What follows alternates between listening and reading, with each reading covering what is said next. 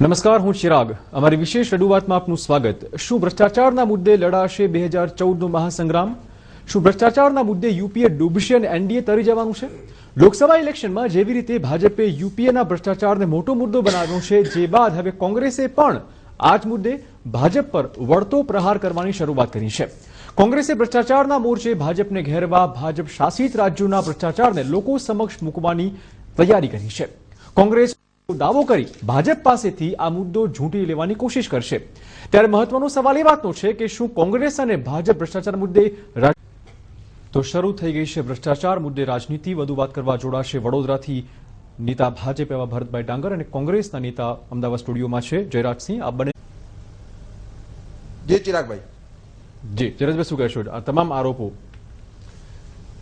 Bharatiya Janata party વાળા એક fix cassette આખા ભરતભાઈએ જે વાત કરી એમાં ક્યાંય રાજકીય વાત આવતી જ નથી. એક જ પ્રકારની ગોખેલી કેસેટ જે છે એ સમગ્ર રાજ્યમાં જે વેચવામાં આવી છે એ જ ભરતભાઈ બોલ્યા. ભરતભાઈએ તમારા 3 વખત એમના મોઢામાં તમે આંગળા નાખી અને પ્રશ્ન પૂછ્યો છતાં એનો જવાબ નથી આપ્યો, પણ મારી જોડે એનો જવાબ છે અને હું સાંભળું છું. ભરતભાઈ મેં બરાબર સાંભળ્યા છે, મને બરાબર સાંભળે. બિલકુલ. એમને પહેલી વાત કર્ણાટકની કરી. યેદુરપ્પાએ આખી દુનિયામાં ક્યાંય ન થાય એટલો ભ્રષ્ટાચાર એમને કર્યો હતો. એ ભારતીય જનતા પાર્ટીના મુખ્યમંત્રી હતા અને એ જ ભારતીય જનતા પાર્ટીએ એમને તગેડી મૂક્યા છે.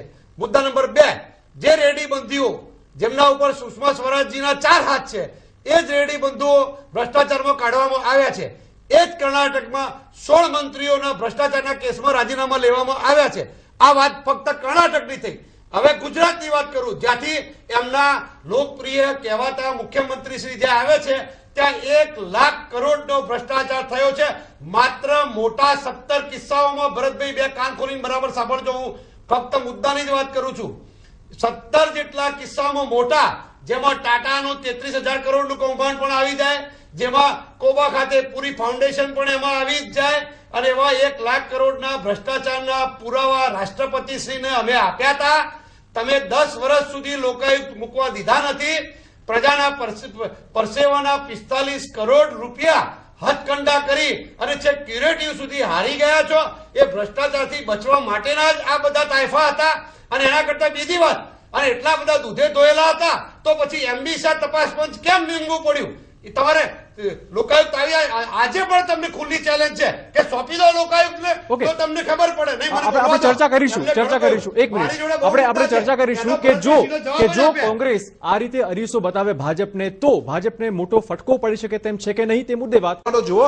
જી જયરાજભાઈ, મને સાંભળો. જે રીતે લાગે છે કોંગ્રેસ આ મુદ્દો ઉઠાવી રહ્યું છે, ક્યાંક યુપીએ સરકારના કૌભાંડો છુપાવવાનો આ પ્રયત્ન માત્ર હોઈ શકે? યુપીએ સરકારના કૌભાંડોને છુપાવવાની વાત નથી. મારી 2 વાત પૂરી કરવા દેશો તો હું વાત ચાલુ કરું. એક વાત, પહેલી વાત છે ભરતભાઈની વાતનો જવાબ આપવા માંગુ છું કે 3 કિસ્સાઓમાં ભ્રષ્ટાચારના કિસ્સામાં નામ આવ્યું છે યુપીએમાં, હું સ્વીકારું છું. પણ હવે મારી વાત બરાબર સાંભળે કે પહેલા તો એ રાજા તો કોંગ્રેસના નહોતા.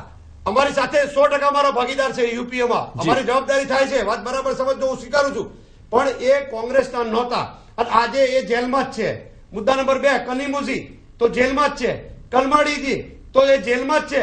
હવે તમારી વાત ઉપર આવું, પવન બંસલ ઉપર કોઈ સીધો આક્ષેપ નહોતો, એમના ભાણેજ ઉપર માત્ર આક્ષેપ થયો છે, સાબિત તો થયો જ નથી. છતાં પણ કોંગ્રેસે રાજીનામું લઈ લીધું છે.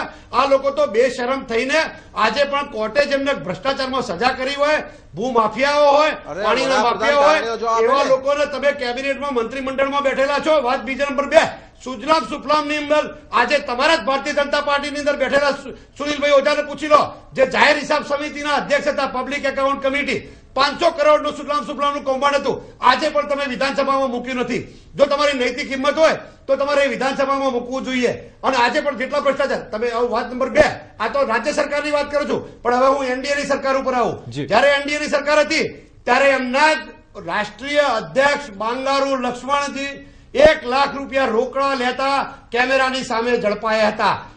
એવું કહેવાય છે કે લોग तो कमरे में पैसा लेते हैं, ये लोग तो कैमरे के सामने भी पैसा नहीं छोड़ते. ओके. એમના બીજા મુખ્યમંત્રી જેમનો પુત્ર પણ મધ્યપ્રદેશમાંથી ચૂંટાયા છે એવા જુદેવજી, જે એક હાથમાં દારૂની બોટલ, બીજા હાથમાં નોટોનું બંડલ, અને પછી બોલે કે પૈસા ખુદા તો કમ નહીં લેકિન ખુદા કી કસમ ખુદા સે કમ ભી બિપિનભાઈ આવી વાતો કરે. બિપિનભાઈ આક્ષેપ પ્રત્યાક્ષેપ સાંભળ્યા જયરાજભાઈ, લાગે છે કે અરીસો બતાવવાની વાત આવશે તમે ભ્રષ્ટાચાર કરો છો ત્યારે છોડ્યા નથી. બિપિનભાઈ બંને પક્ષોમાં ક્યાંક ને ક્યાંક આવું ચાલશે. ભ્રષ્ટાચારની વાત કરવાનો. બિપિનભાઈ જે આવનારી ચૂંટણી રહેશે એ મુખ્યત્વે વિકાસ આધારિત રહેશે. એટલે ના, જે ભ્રષ્ટાચારના મુદ્દાની જો વાત કરીએ તો લાગે છે બંને પક્ષો કોઈ દૂધે ધોયેલું છે જ નહીં. આ ચર્ચા પરથી એવું ચોક્કસ લાગે.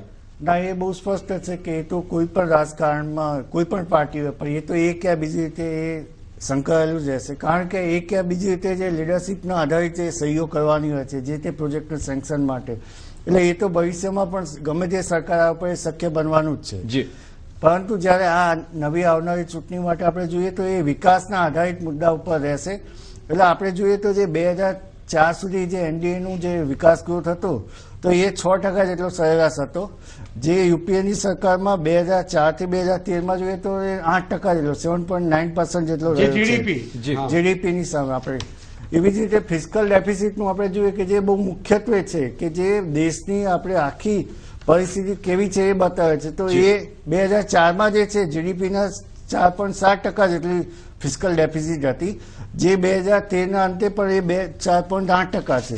એટલે આપણે નાણાકીય પરિસ્થિતિ અને એની સંતુલનતા જોઈએ વિકાસની સાથે તો એકંદરે જે છે છેલ્લા 7 વર્ષમાં જે છે એ ગ્રોથ વધેલો છે. બિલકુલ. ભ્રષ્ટાચાર મુદ્દે જે રાહુલ ગાંધી આજે વાત કરી, લાગે છે કે આ મુદ્દો કોંગ્રેસને ક્યાંક ને ક્યાંક બેનિફિટ પણ અપાવશે, જે રીતે ભાજપને અરીસો બતાવવાનો પ્રયત્ન થયો છે. એ મુખ્યત્વે આપણે સ્પષ્ટપણે કહી શકાય કે ભાજપ શાસિત જે રાજ્યો છે તેમાં પણ આ એક યા બીજી રીતે જે છે સંકળાયેલું જ છે. બિલકુલ.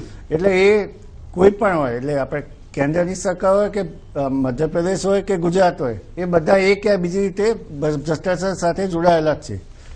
એટલે કોણ કેટલો ઓછો ભ્રષ્ટાચારી છે એ મુદ્દો મહત્વપૂર્ણ સાબિત થશે. એ એક યા બીજી રીતે જોઈએ તો સીએજીના તમામ રાજ્યોના જે રિપોર્ટ છે એમાં બહુ સ્પષ્ટપણે છે કે એ જે જયરાજસિંહભાઈએ કીધું કે 1 લાખ કરતા પણ ગુજરાતનો જે ભ્રષ્ટાચાર છે એ બાબતો સીએજીના રિપોર્ટમાં પણ ઇન્ડિકેશન આપવામાં આવેલ છે. બિલકુલ. આ મુદ્દો વોટર્સ પર, મતદાતાઓ પર કેટલી અસર પાડશે? ઓકે, જયરાજભાઈ, લાગે છે કે આ મુદ્દો ક્યાંક ને ક્યાંક લોકસભા ઇલેક્શન માટે કોંગ્રેસને બેનિફિટમાં મળશે. હું એ જ કહેવા માંગુ છું કે ભરતભાઈ પાસે જવાબ નથી ભ્રષ્ટાચારની સામેનો. એમને મેં બરાબર સાંભળે છે, એમાં મને સાંભળે. જી. પહેલું તો ભ્રષ્ટાચાર સામેની લડાઈમાં પહેલો ભ્રષ્ટાચાર માટેનું મોટામાં મોટું ટૂલ સાધન એ અમે આપ્યું છે આરટીઆઈ નું.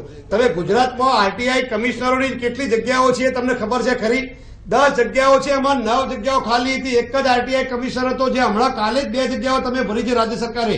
કારણ કે હવે લોકસભાની ચૂંટણી આવી છે ને શરમ આવશે જવાબ આપતે. એટલે પહેલો ભ્રષ્ટાચારની સામે લડવામાં આરટીઆઈની 10 જગ્યાઓમાંથી આજે પણ 7 જગ્યાઓ ખાલી છે. વિજિલન્સ કમિશનની તમામ જગ્યાઓ ખાલી છે. એન્ટી કરપ્શન બ્યુરોની તમામ જગ્યાઓ ખાલી છે. તમે એસીબી ની અંદર કેટલી જગ્યાઓ ભરી એનો તમે ટીવી9 ની ગુજરાતના ટીવી9 ના માધ્યમથી તમે ગુજરાતની જનતાને જવાબ આપો. જવાબ કેમ ટાળી રહ્યા છો?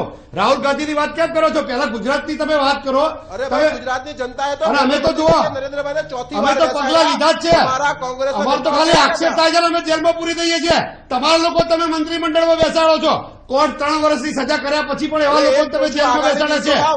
હાઈકોર્ટે હમણાં આનંદીબેનની સામે, તમારા આનંદીબેનની સામે ઇન્ડીગોલ્ડ કંપનીમાં હમણાં હાઈકોર્ટે સૂચન કર્યું છે. હાઈકોર્ટે અનિયમિતતા નોંધી છે. કેગે 46,000 કરોડનો ભ્રષ્ટાચારનો કેગે રિપોર્ટ કર્યો છે. તમે જે કેગને ભગવાન માનો છો, જેની દુહાઈ દો છો, એ કેગે 46,000 કરોડ, એ બી માત્ર મોટા કિસ્સામાં, અને 3,257 જેટલી ફાઇલો આજે પણ જોવાની બાકી છે. વડાપ્રધાન કાર્યાલય માટે કેગને હું તમને સત્તાવાર રિપોર્ટ આપું કે સીએજીએ, અને તમે ઉલ્લુ બનાવો છો ભાઈ. હું તો તમે કહો તો હું માણેક ચોકમાં યુનિવર્સિટીમાં કે ઇન્કમટેક્સ તમારી આગળ ચર્ચા કરવા માટે ગાંધી આશ્રમમાં તૈયાર છું. અને તમારા જે મોટા મોટા નેતાઓ એમને આ મુદ્દા ઉપર ચર્ચા કરવા બોલાવો. 3,254 ફાઇલો તો આજે પણ સીએજીએ જોવાની બાકી છે.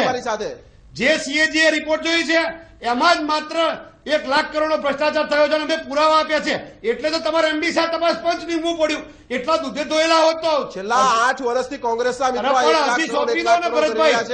એક વાર તો સાબિતી લઈને આવો. ભરતભાઈ, સોંપી દો પણ લોકાયુક્ત તપાસ કેમ સોંપતા નથી? એટલા બધા દૂધે ધોયેલા હોય તો તપાસ સોંપી દો લોકાયુક્તને. અરે કેમ ડરો છો? લોકાયુક્તને પણ નિમણૂક કરી. ઓકે. પહેલા બોલતા લોકાયુક્ત મૂકો. મોદી હવે કે બચાવો લોકાયુક્ત કમિશન મૂકો, કેમ તપાસ મૂક્યું? સોંપો. એનો અરે જવાબ ભાઈ, તમારે કાયદો આપવો કાયદાનું કામ જોઈએ. કરશે. બિપિન બોલો. તમે લોકોએ શું હા. કર્યું? વિકાસ સાથે સંકળાયેલો છે. જી. જ્યાં વિકાસ વધુ હોય ત્યાં ભ્રષ્ટાચાર એક યા બીજી રીતે વધતો હોય છે. જી. આપણે જોઈએ તો કેન્દ્ર સરકારમાં જોઈએ તો જે 2004 સુધીમાં એનડીએમાં જે જોઈએ કે ભાઈ એગ્રીકલ્ચર, ઇન્ડસ્ટ્રી અને સર્વિસ સેક્ટરનો જે વિકાસ છે એ 5.5% હતો, જે યુપીએ સરકારમાં 7.7% થયો. એટલે કે ત્યાં વિકાસ વધવાની સાથે પણ જે ઇન્ડિકેશનો આવ્યા છે એ આપણે સ્વીકારીએ, પણ વિકાસ વધ્યો છે એ પણ બિલકુલ તમામ પણ સ્વીકારવું જોઈએ. મુદ્દે વાત તો ચોક્કસ છે કે આવનારા દિવસોમાં ભાજપ અને કોંગ્રેસ બંને ભ્રષ્ટાચારના મુદ્દે એકબીજાને અરીસો બતાવશે અને ક્યાંય કોઈ કેવી રીતે બચીને બહાર નીકળે છે તે પણ જોવું રસપ્રદ રહેશે.